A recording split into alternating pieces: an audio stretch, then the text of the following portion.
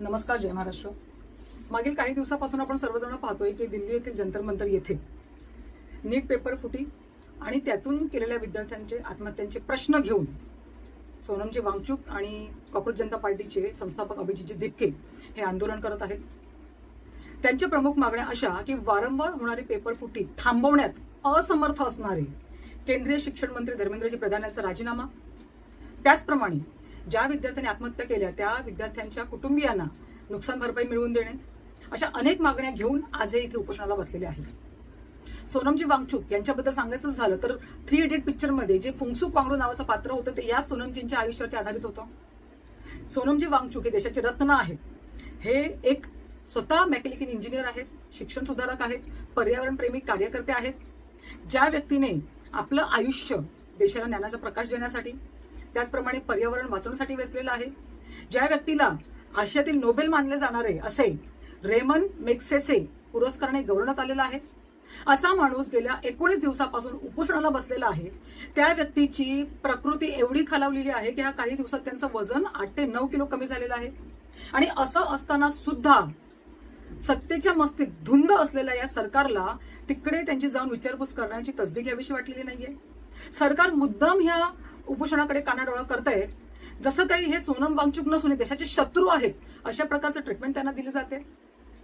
मला एक म्हणायचं आहे की हा त्या निष्पाप माणसाचा अपमान नाहीये, तर हा लोकशाहीचा गळा दाबण्याचा प्रकार आहे.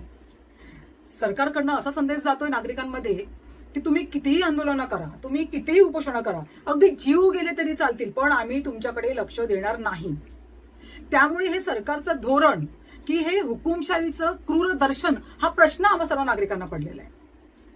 काल परवा तुम्ही पाहिलं असेल, उद्धवसाहेब ठाकरे, शिवसेना पक्षप्रमुख सन्माननीय उद्धवसाहेब ठाकरे यांनी मीडियाच्या माध्यमातून समस्त राजकीय पक्षांना आवाहन केलेलं आहे की आपण आपलं राजकीय हे बाजूला ठेवून या देशाच्या सुपुत्राच्या पाठीशी उभं राहूया. कारण का हे उपोषण जे आहे ते आजची आपली तरुण पिढी आहे, जे उद्याचं देशाचं भविष्य होणार आहे त्यांच्या भविष्याशी निगडीत आहे.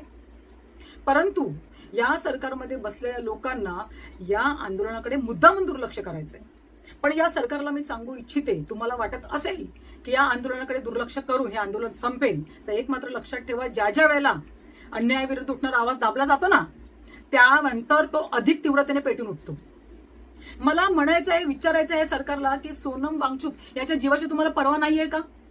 त्याच्या आंदोलनाकडे केलेलं दुर्लक्ष हे तुमचं अपयश आणि तुमच्या संवेदन शून्यतेचा कळस आहे. एक लक्षात ठेवा, या सरकारमध्ये बसलेल्या सर्व लोकांनी, हा मौन धारण करण्याचा काळ नाहीये.